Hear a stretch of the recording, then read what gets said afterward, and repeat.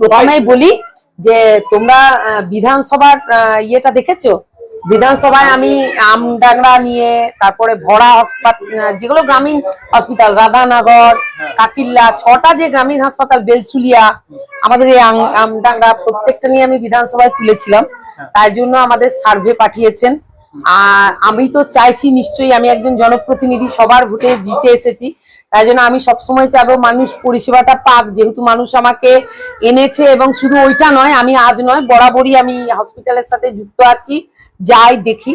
তো আমি চাই বলেই তো আজকে এখানে এসেছি, বা প্রশাসক যারা এসেছেন ওনারা, অবশ্যই হবে কিছু। কিন্তু আমি যদি বলি আজই হবে, সেটা ভুল ধারণা। কারণ এতদিন 15 বছর যে যারা ছিলেন, যারা রাজত্ব করেছেন, তারা এতদিন সবকিছু লুটে ফুটে খেয়েছে, সব নষ্ট করে দিচ্ছে। সেটাকে বাগাতে, সেটাকে একটু সময় দিতে হবে পাবলিককেও এটা বুঝতে হবে। সবকিছু একটু সময়ের উপর ভিত্তি করে হবে, সবকিছুই হবে। আগের পরিস্থিতিতে সবই ফিরে আসবে, ধৈর্য, অপেক্ষা করুন, সবকিছুই হবে। আমি বলি যে সবই হবে, দেখতে এসেছে, অপেক্ষা করো। সবই হবে, ধীরে ধীরে হবে, অপেক্ষা করো। আজকে দেখতে এসেছেন, এই তো সবে দেখতে এসেছেন, এতদিন তো কেউ বলেননি। এতদিন তোকে বলেনি, বিধানসভায় তুলে ধরা হয়েছেন। আর আমাদের মাননীয় মুখ্যমন্ত্রী এতটাই মানবিক যে উনি সাথে সাথে আমাদের স্বাস্থ্যমন্ত্রীকে বলেছেন 7 দিনের ভেতরে সমস্ত যেগুলো স্বাস্থ্যকেন্দ্র আছে সেগুলোতে যেতে। তো ওনারা লোকও পাঠিয়েছেন, দেখছেন। এবারে একটু তোমরা ধৈর্য ধরো, সবই হবে। আর 1 লাখ টাকা স্কুলের ফান্ডে ছিল, সেই টাকার কোনো হিসাব নাই। বিশেষ করে প্রাক্তন যে হেডমাস্টার ছিল, তিনিও কোনো হিসাব দেখাতে পারেনি। আর স্কুল সেক্রেটারি একজন তৃণমূলের বড় নেতা ছিল, বুঝতেই পারছেন যে তার ইয়াতে অনেক কিছু ঘাবলা হয়ে গেছে।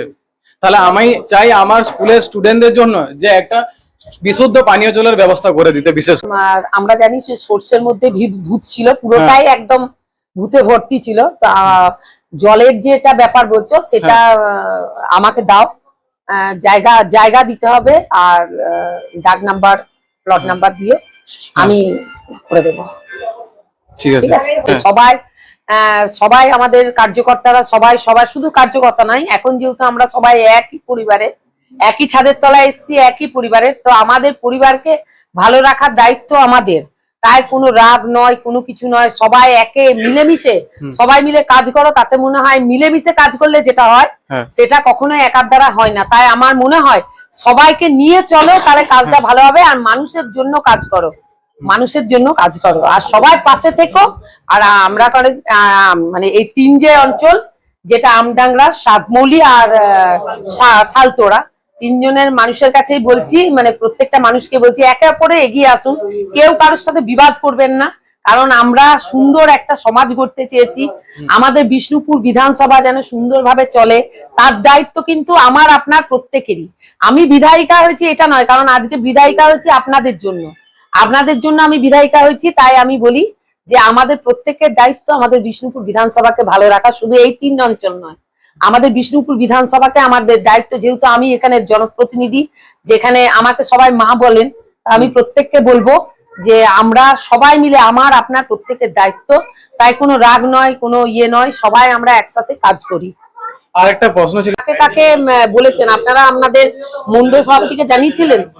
না, মন্ডল সভাপতি জানি, লোকাল যে বুথের মেম্বার তাকে কিন্তু অবশ্যই জানিয়েছিল। না, এখানের যে মন্ডলটা দেখে অভিজিৎ লোহার, তার কাছে যাবে। সে যখন আবার উচ্চ নেতৃত্বকে জানাবে, কারণ আমাদের একটা মন্ডল সভাপতি ভিত্তিক দল, আমাদের দল হচ্ছে সভাপতি ভিত্তিক। তাই মন্ডল সভাপতি অভিজিৎ লোহার আমার সামনেই বসে আছেন, ওনাকে জানাতে হবে। উনি যখন আমাদের উচ্চ নেতৃত্বকে জানাবেন, তখন অবশ্যই হবে। ধন্যবাদ।